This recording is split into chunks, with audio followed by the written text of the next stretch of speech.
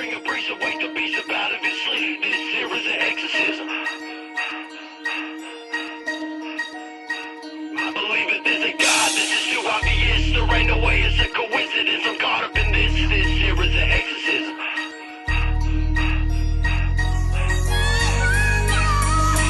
So this is Brandon Morningstar with Bending Reality Magazine. I'm getting the distinct honor and privilege to get to talk to the Chadillac Dundee band tonight, and I'm really tickled about this. So how's it going, fellas? I'm good. How are you? Pretty good, pretty good. Well, how about you guys introduce yourself to the readers of Bending Reality Magazine? Yeah, what up, everybody? This is Chadillac Dundee band, rhythm guitar, lead vocal, K7 on lead guitar, DJ Rod Knack, wheel steel, Nick on your feet, Lebo, bass. Well, again, guys, thank you for your time.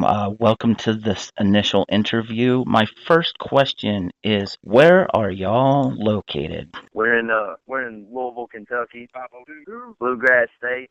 Okay. I hear good things about the Kentucky music scene from a mutual friend of ours. She says that Louisville is becoming quite the hotbed for local music. So it's good to hear that local music is alive and well in other areas of the country. Yeah, indeed. We're all just out here trying to make it.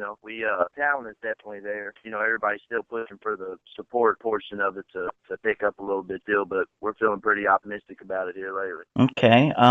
Why don't you tell me a little bit about your musical style, what it is, if there's a set genre or is it multi-genre? What would you say your music genre fits? Well, we like to think of ourselves as inventors just as much as we are musicians. And with this new lineup, with this new campaign that we have more than anything that we ever hear is, where do you all get sound from? We play out of state a lot. We play in different states. So a lot of people think that this is just like a Kentucky sound that we have, but then we play in Kentucky. They ask us, we're picking up tricks from other places that we're going.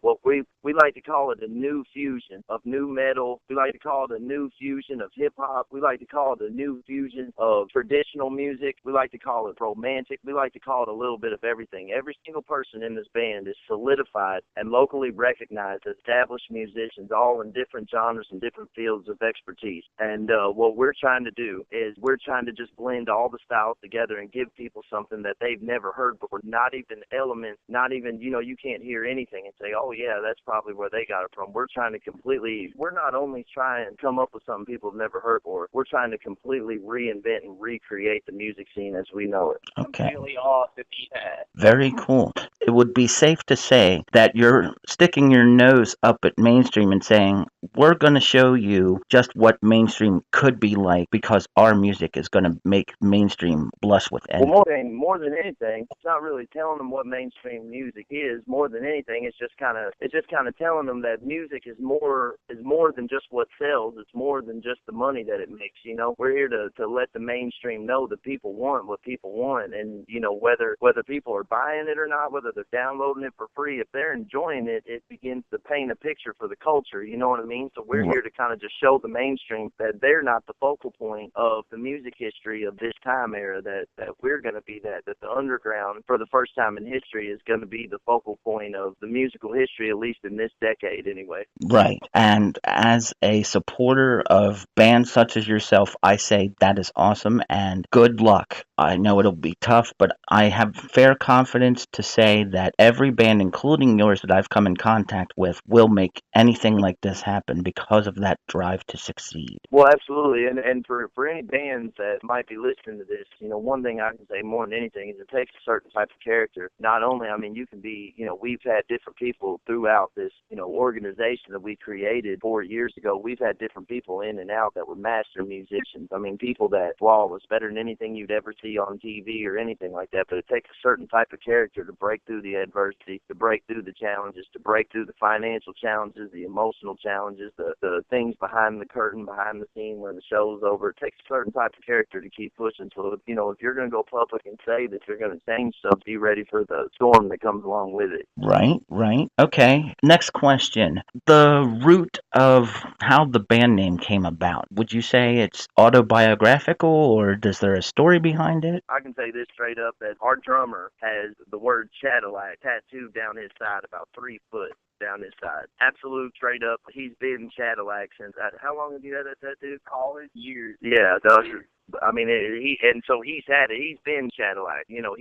That's just been him, and then me coming along, really the way the project started was kind of him and I coming together originally. So it was just a merging of names between the two. It was kind of a collaborative effort of us two, and we figured that was the catchiest way to kind of symbolize that. Right, right. For the person who isn't familiar with your sound, what would you say to convince them they should be listening to you guys? I'll put it to you this way. One night in the same week, we might be playing a show that nothing but alternative, hard rock. The very next night, we'll go straight into, 36 Mafia style venue, straight up rap to the very core of hip hop. And the next night after that, we'll be on a metal show. So, like, for anybody to say we've country shows, we've opened, oh my God, we've been on so many different genres. We don't have a genre that we stick to, and I think that's what helps us so much is we've been so, like, diverse and able to go to different genres of music, and everybody's still like, oh, wow, like, I totally heard the country in that, but, like, how did you take that and turn that into, like, hardcore hip-hop? Or how'd you take that and make hip-hop and rock and country blend? And it's just, it's really worked for us, and that we're getting asked to play different venues for different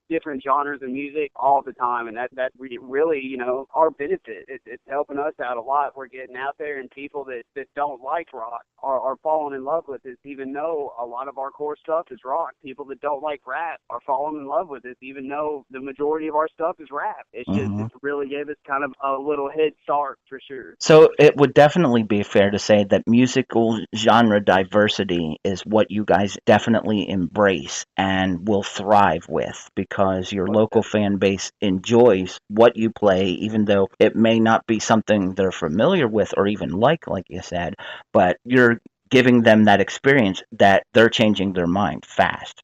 Well, also, there different places are into different things. Like we experience a lot of different local local scenes of rock, experience a lot of local scenes of hip hop, stuff like that. And a lot of people, some places are into the strictly hip hop thing that's going on. A lot of places are still into the, gold grills and nice cars, kind of the Paul Wall and Mike Jones thing. Some people are still into that. Some people are into the, the hair metal stuff. Some people are still into, just different places that we go. And what's crazy is we never have to change our set. We never have to change anything. Anywhere that we go and step up on stage, whoever is there to see whatever gets that and more out of what we do. And it's just something honestly special.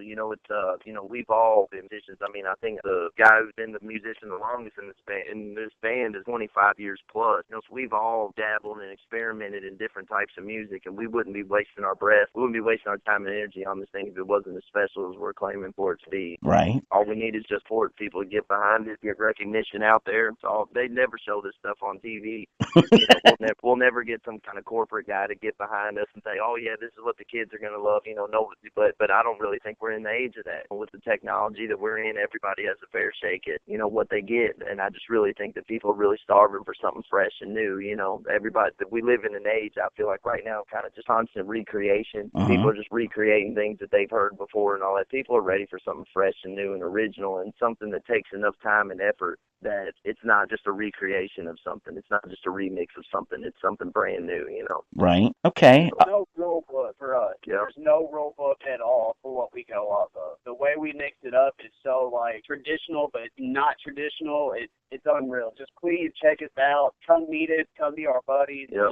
We'd love to show you what we've added to the music scene. Yeah, absolutely. Well, for me as a fan, I can say with a fair amount of confidence that I was impressed, quite impressed, and I wasn't completely familiar with your sound, but now that I have been familiar with your sound, it's really good, and it spoiled me in a good way. Yeah. Well, there's plenty more where that come from. The albums that we have out now, predominantly hip hop. There's definitely a very, very large accent of metal, large accent of southern roots and folk and all that stuff in the midst of these hip hop albums that I have, in this new album that we have, which is a collaborative effort of the band. really, really amplifies this new fusion sound that we've created. And we just, we're going to travel around the country showing it to people, letting people know what the new face of music is out here.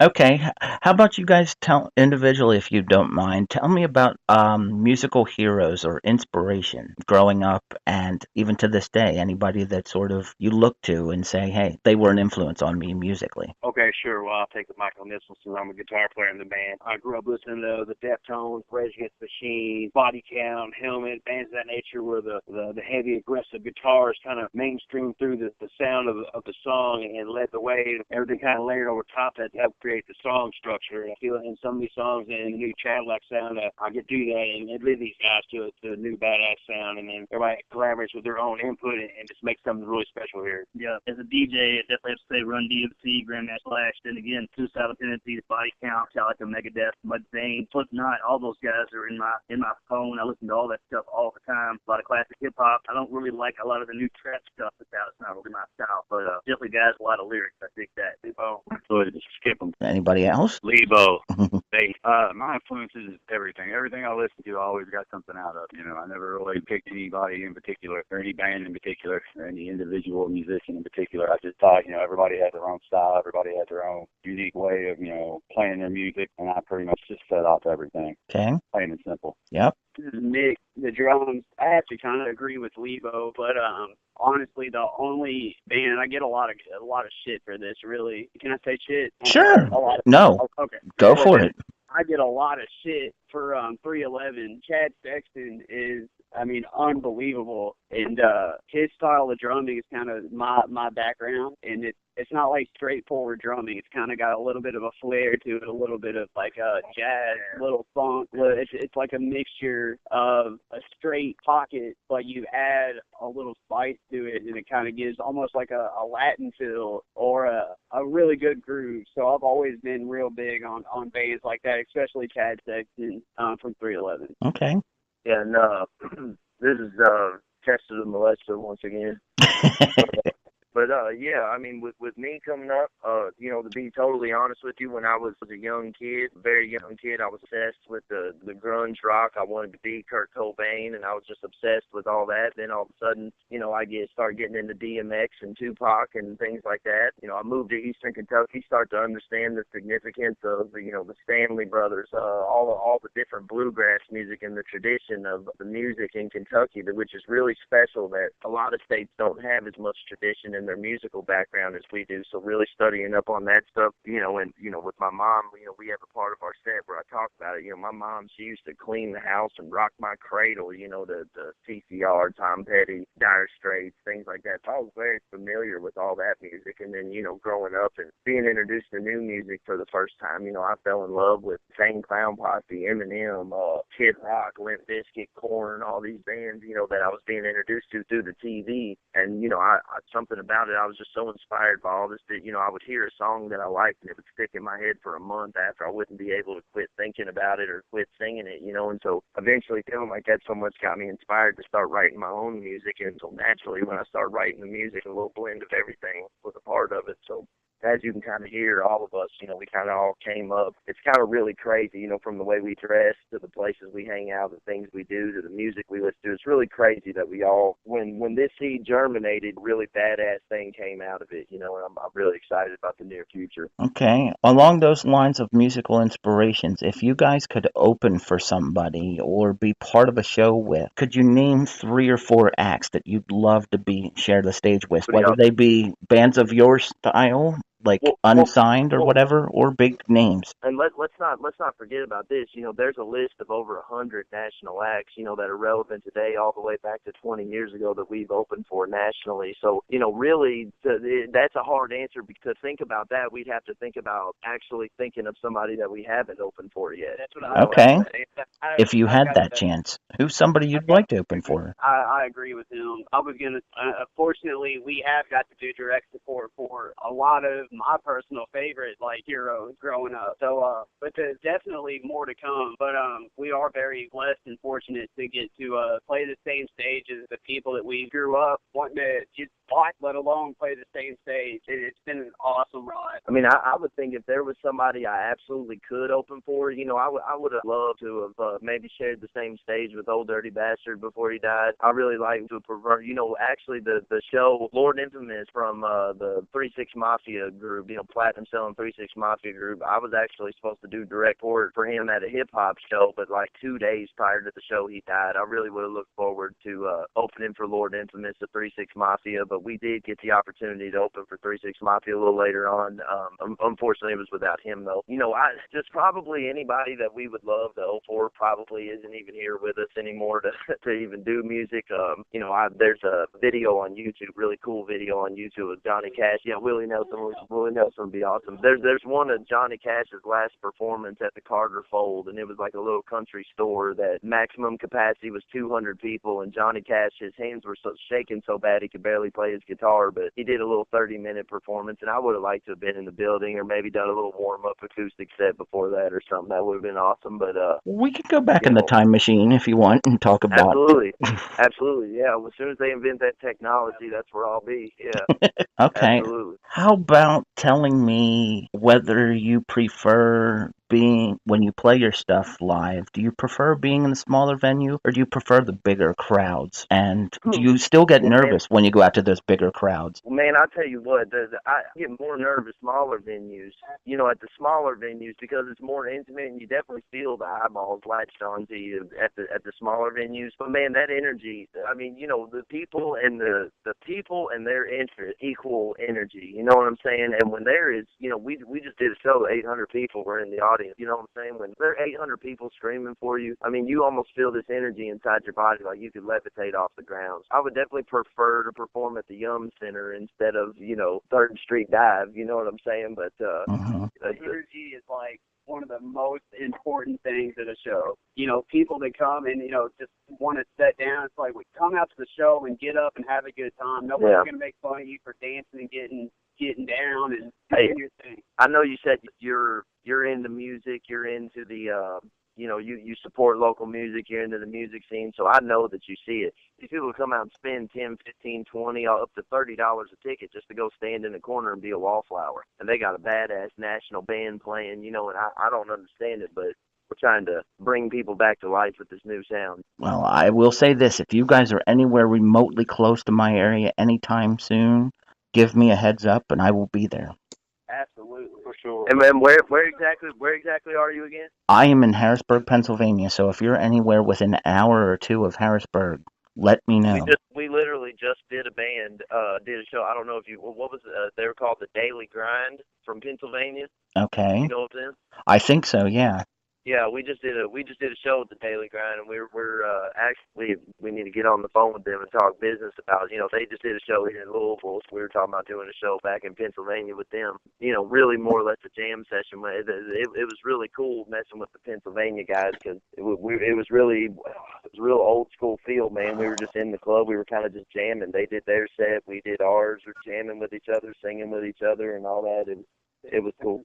Well, I will say this too: if I ever get a chance to be in Kentucky anytime soon on a road trip, and you guys are playing at a local spot, I'll get there one way or the other. Yeah, absolutely. Keep in touch if we ever cross paths, because I mean, really, we don't do as much in Louisville as we used to, but we're constantly in 6 different states. We got a 6-state rotation with about, I'd say, at least 16 different cities that we frequent, and so we're a 3 to 5 to 6 hour circle around Louisville all the time. So if we ever cross paths, man, it'd be good to meet up and have you out. We'll do the VIP backdoor thing, all that. I definitely will cross paths with you guys. I have no doubt. Even with some of these bands that I've talked to that are further away from me, I'm thinking, sooner or later, because of what I want to do with each and every band, including yourselves, to help grow the fan base and just the awareness of how great independent music is,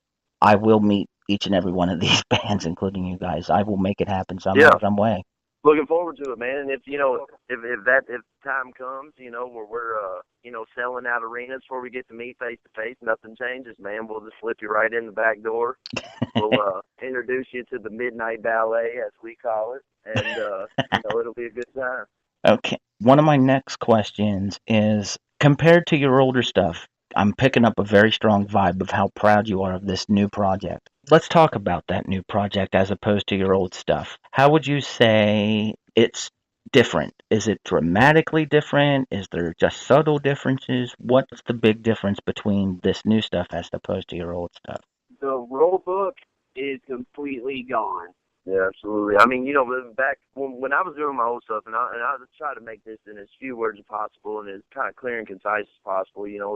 Back when I was doing the old records, I had the mindset of, what a record executive was going to be thinking, what the radio was going to be thinking when they heard it, what, something that kind of followed the formula of other successful hip-hop art, things like that. Whereas to this one, we're just all kind of trusting our judgment.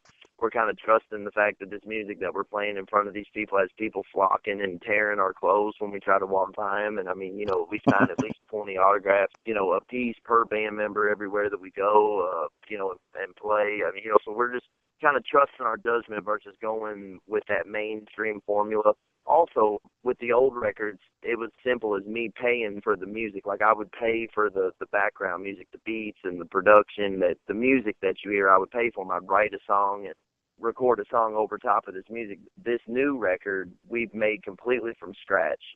Every single sound effect that you hear on the whole entire record has been us touching the instrument, recording it, doing it all completely ourselves, and definitely has a more personal feel. Before I was trying to match the music I was being given. Now we are creating the music from scratch, you know what I'm saying? So definitely has a significantly different sound while keeping the traditional sound that we had before. Well, you're being true to yourselves by putting your own blueprint into action, into motion with your own stuff, because as much as you appreciate the fact that you had the help, you're embracing that just next step where we want to do this ourselves because we know we can do it because we've got the lineup to do it. It's like the concept of it makes it kind of easier, kind of more simple. It's like Johnny Cash didn't do what Elvis did. He knew that there wouldn't be as many girls, there wouldn't be lights and glitz and glamour, maybe not even as much money. But Elvis put on a white jumpsuit, Johnny Cash put on a black one, and he decided. He said, "I'm going to make my own sound instead of doing what Elvis is doing." And that's kind of, it'd be like, we're going to make our own sound instead of trying to recreate Limp Bizkit, or instead of trying to recreate whoever's out now, instead of trying to be the next Flaw, because Flaw's a really successful band from Louisville. Instead of trying to be the next Flaw, we're going to try to be the first us. Well, for my endorsement, I will tell you this. When I play your music on my show, there's no parameters. If something's profane or suggestively lyric, as I like to call it, so to speak, I'm not going to get told I can't play that. That's the beautiful thing about online radio. We can play what we want when we want. There's no format telling us you have to play said artist at said time of day. We have complete creative freedom, so you guys can get anything played within the parameters of the only rules about online radio is we are only allowed to play 3 songs per 3-hour time slot. And since I do going to be doing a 6-hour time slot at my new station job here starting in September, I'll be able to play probably, I think, 4 or 5 songs in when I would put them in my set to play. Well, yeah, absolutely. And I mean, the really more than anything, my first couple records was to get me put in to get the Chadillac brand put in the circulation of opening for national acts and recognized locally around the city. My latest CD to try to get on the radio, and then we did that. We ended up being on. It was over 10 FM stations that we got our single from the last record put on the radio, and on this new record, our goal is to we'd like to headline our own tour, or we go on tour by ourselves. We'd also like to put one single on rock radio, one single on top 40 radio, and one single on a country station. 3 different genres from the same album. And we'd like to get them in rotation in 3 different genre of radio. We feel like we can get 3 times as much the fan base as we could just push into one station. You know what I'm saying? Right, and the station I'm going to be working for, they are multi-genre, so you might just get that to happen. Absolutely. No, I mean, and it's not really a matter of if, it's a matter of when. Right. We kind of set our sights to something, and we make sure it happens. Or if we think there's beyond a shadow of a doubt that we can't pull something off, we won't put a lot of energy into it. So, we're definitely already putting that stuff in the works, and just getting this album recorded. We got to get it mastered, get a couple videos shot. We're going to launch a website with it. There's a lot of really cool things going on with Chadillac and DLMF right now. Well, A lot of work, but it's a lot of cool things coming up. yeah, and if there's anything I can do to help you guys promote and to further my endorsement, like I said, don't hesitate to ask. Anything I can do to help, I do not mind. I mean, and I've been asked, and I have no cost. I don't look to profit off bands. The only thing I ask for is maybe music, a CD autographed to me and mailed to me, but that's the extent of my cost. Oh, absolutely. Yeah, man, we'll get you all the way together, man. We'll get something special. We'll send you a little care package. One of my last questions for this interview is, while you're doing all this stuff for the new stuff, what are you guys doing to unwind when you're not working so hard with your music? What do you do for fun? Play music. Yeah, I mean, like honestly, yeah, this is a very true statement. The way that we do it is it's almost like there's guilt in it if we have free time and we're not working to push this. I mean, this is how much all of us believe in it. This is a very true statement. Any free time that we have away from what we're doing to take care of our families, keep our roofs over our head, or anything like that, is dedicated 100% to music or working out some kind of deal for the future for us. I mean, it's now or never for us, and we really don't have time to. I feel like if we work hard enough, we can, eventually make enough money. We can do everything we ever wanted to do. But right now, while we're young and pretty enough, we're going to give it all we got. So you're saying you're not going to grow stale with age, is what you're saying. Well, I hope not anyway. Just in case, I'd like this music thing to work out in case I do, Talking to you, Chad, when I've talked to you on your own, when it's just been me and you talking, I have no doubt with your drive, with the band's drive, that anything you're putting in goals that you're setting, you'll achieve them because of that drive. Like I said, it's a strong drive to succeed, and I just want you guys to know that I respect the hell out of that. Well, thank you, brother. And I truly hope it happens for you, because you deserve it. I mean, I haven't gotten a chance to listen to much of the old stuff, but the little bit of the new stuff, it's like, I can definitely see differences, and the sky's the limit. I can definitely pick up that you don't work with a ceiling. Like, there's nothing that you won't achieve, because you want to succeed, and if there is a ceiling, you're gonna break it, and you're gonna continue to soar higher. Yeah, absolutely. And, we're constantly elevating our floors. I know I should have probably asked this earlier, but if there's one venue that you haven't played at, whether it be locally or internationally, that you'd love to play, where would it be? And what's the name of the venue? Well, every little kid with his Walmart guitar in the mirror always pictures himself playing in Madison Square Garden. I mean, but realistically, a reachable venue for us at the particular moment, the Mercury Ballroom here in town is real nice, where half of our bands already play there through other projects that they've had going on. The Machine Shop in Flint, Michigan is a really reputable place. We got to play at Ground Zero in Spartanburg, South Carolina. It was a big place. Danzig and the Sam Hain tour came through there. There's been a lot of really cool venue shows come there, but Sturgis, that would be a really cool one. But I mean, I wouldn't say the band's Warped Tour, but half our guys already played there too. So, The Red Rocks would be an excellent. Where's that, Red Rocks? Colorado. Red Rocks in Colorado. Yeah. So, there's a few places, but it's just the thing about it is the way that we think about it isn't. It's not, man, I wish we could play there. It's like, yeah, that's all I'm saying. It's like, I can't wait till we play there. It's kind of the way we see it. Right. When's it on the schedule? Let's get that on the schedule. You know what I mean? So it's a good feeling. So it would definitely be fair to say y'all don't like to live in what ifs. It's a matter of when. Absolutely. Yeah, I mean, we just don't have the time or the luxury for any of it to go in vain. You know what I mean? no telling how much stuff out there in history was just well, could have been the next big thing or could have been the next magical thing to ever happen in the world of entertainment, but someone just didn't have to get up and go get it to make it happen. That's Right. definitely not going to be us. Okay. Here's something. Maybe you can agree or disagree, but I'm picking up on a strong vibe that maybe a motto you guys live by is don't be afraid to dream and don't be afraid to put your foot to the gas because you'll make anything happen. As long as you see it, your foot's on the gas, it'll happen. Absolutely, For man. sure. I like to think realistically with big dreams. You can get to your dreams, just do it in a realistic way. And that's exactly what we've done. Yeah, I mean it's all about baby steps, you know. I mean, you know, we wanted to build some big huge, you know, big huge building. We know it wouldn't be done tomorrow. You know, you got to start small. You got to level out the soil before you can start building on it, you know. So that's all it is. It took some time, but the wheels finally started to spin, you know. Mm-hmm. Well, guys, I want to thank you for your time tonight. A great interview, by the way. Thank you. I'm glad I finally got the chance to talk to y'all. I mean, it's been in the works. I mean, Chad and I've been trying to get this hammered out for a while, and I'm just glad we got the chance to talk. And it's not a one and done thing. I'm just letting y'all know that right now because Well, keep in touch. I tell you what, check in with us for a year from now, and see what doors it opens.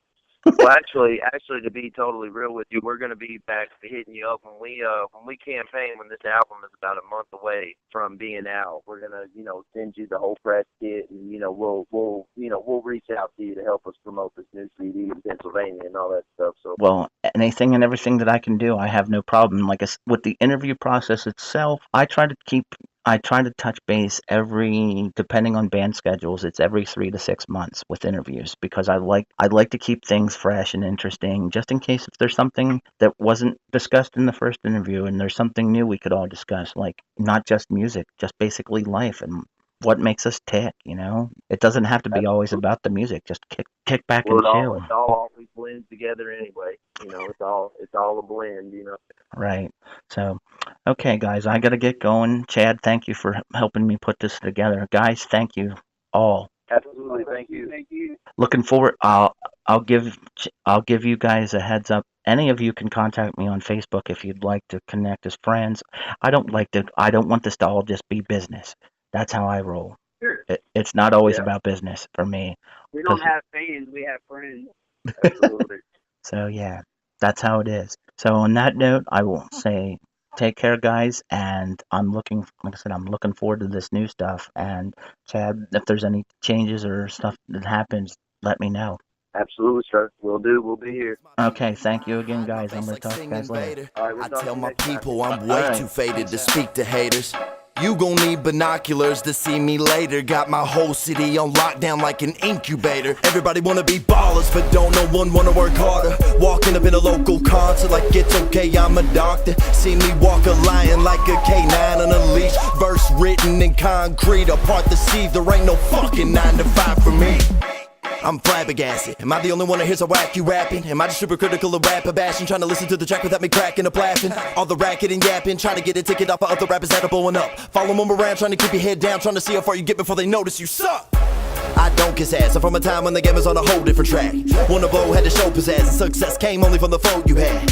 So it's me in this open notepad, up in a game full of vagabonds and nomads. I come for the gold, cause the one that holds the throne is gon' sleep where I throw the trash and just ride and rock and roll. If this right here is what hip-hop is, that's the only way I know to go like a rodeo. Ride and rock and roll. So everybody leave your lonely homes and overdose on totem poles, come on and rock and roll. Rock, rock, rock, rock, rock, rock, rock, rock and roll, roll, roll, roll, roll, roll, roll, roll, rock and roll.